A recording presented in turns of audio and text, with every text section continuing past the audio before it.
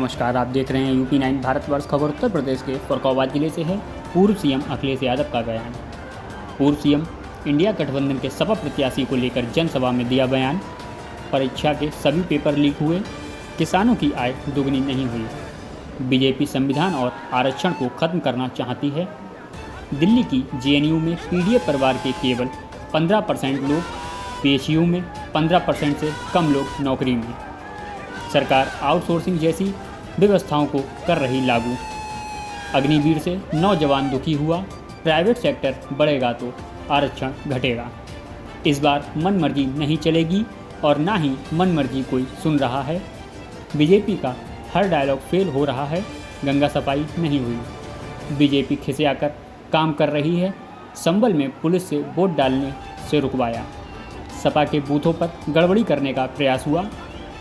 BJP Ambala, Badaun, Mainpuri, संभल, Firozabad BJP पूरी तरह से हार चुकी। तीसरे चरण के बाद सरकार इंडिया की आ रही है। बीजेपी की विदाई उनके भाषणों से समझ आ रही है।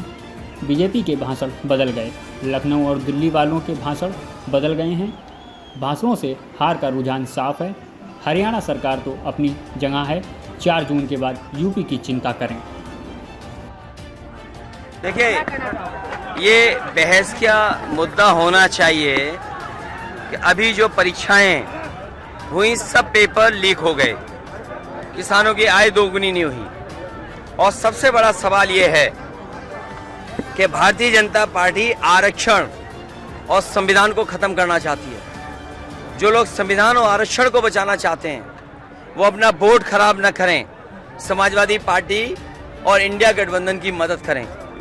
आप ये बताइए, जब दिल्ली जैसी जेएनयू में पीडीए परिवार के लोग केवल 15% से कम हैं, बीएचयू यूनिवर्सिटी में 15% से कम नौकरी में हैं, और लगातार सरकार जो प्राइवेट कर रही है, चीज़ों को आउटसोर्स कर रही है, अग्निवीर जैसी व्यवस्था ला रही है, इससे नौजवान दुखी है। और जितना प्राइवेटाइजेशन बढ़ेगा उतना हमारा आरक्षण छिनेगा।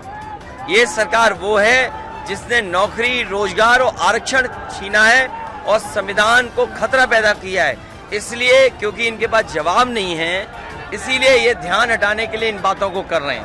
अगले जी दूसरा सवाल है कि अभी जिस तरीके से बीजेपी कह रही है कि जो 26/11 का हमला हुआ था उसमें कांग्रेस पार्टी ने आतंकी को रिलीफ दे दिया था, तो क्या लग रहा है कि हिंदू मुस्लिम तुष्टिकरण की राजनीति? देखिए, ये इस बार मनमर्जी नहीं चलेगी। मनमर्जी की कोई सुन नहीं रहा है और भारतीय जनता पार्टी की हर कहानी फेल हो रही है।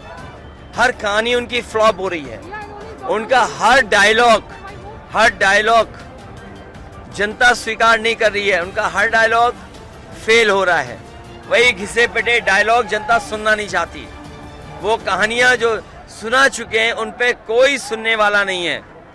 ये जो पुरानी बातें उठा रहे हैं वो इसलिए उठा रहे हैं क्योंकि उनके पास जनता को बताने के लिए, कहने के लिए कुछ नहीं है।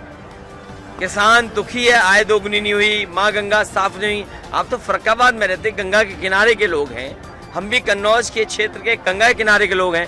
बताओ, काली नदी की पूरी गंदगी गंगा में गिर रही कि नहीं गिर रही? आपके फरुखाबाद में जो कभी फिल्टर प्लांट लगना था वो आज भी पूरा नहीं हुआ है, आधा अधूरा पड़ा है। सब नाले कहाँ जा रहे हैं? गंगा में जा रहे हैं। और न इंडस्ट्री का इंतजाम किया, न छोटे मोटे उद्योग और कारोबार जो फरुखाबाद में चल रहे थे उन्हें भी लाभ नहीं पहुंचाया इन्होंने। चुनाव आयोग को लेकर क्या कहेंगे?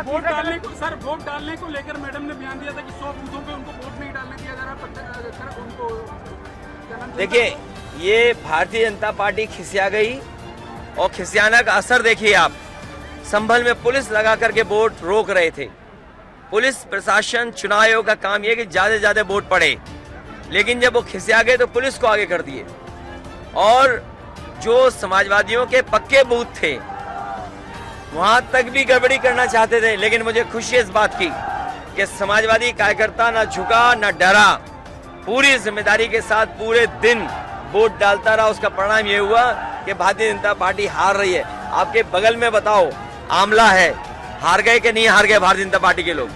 बदायूं हार गए, मैनपुरी हार गए, संभल जहां लाठी चलवा रहे थे, पुलिस से घेराबंदी कर रहे थे, वो भी हार गए। और पुलिस और ये अग्निवीर ये जो पुलिस वाले खाकी वर्दी वाले सोच रहे हैं कि उनकी नौकरी नहीं होगी 3 साल की, इन्हें नौकरी से निकाल देंगे और हो सकता है इनकी भी 3 साल की नौकरी कर दें। अगले दिन तीसरे चरण का चुनाव को किस तरीके से देखते हैं? क्या लग रहा है, सरकार आ रही है? सरकार इंडिया की आ रही है, समाजवादियों की मिलकर के आ रही है और बीजेपी की विदाई है और विदाई उनके भाषणों में नजर आ रही है। क्या उनके भाषण नहीं बदल गए? बताइए, जो लखनऊ वाले हैं इनके भाषण ही सुन लो आप। लखनऊ वालों का भाषण क्या है और जो दिल्ली से आते हैं उनके भाषण क्या हैं? तो जिनके भाषणों में ही रुझान आ रहा है हार का, तो जनता इन्हें हरा चुकी है। और यहाँ पर जहाँ पर डॉक्टर नवल किशोर शाह के लड़ रहे हैं, पूरा पीढ़े परिवार इनको वोट दे रहा है और पूरा फर्रुखाबाद इस बार रिकॉर्ड बनाने जा रहा है। जी, आखिरी सवाल है कि हरियाणा में सरकार 3 जो है निर्दलीय विधायक चले गए, तो क्या लग रहा है वहाँ पे सरकार जाएगी कि रहेगी? ये तो हरियाणा की बात कर रहे हो। 4 जून के बाद यूपी की चिंता करना, यूपी की चिंता करना।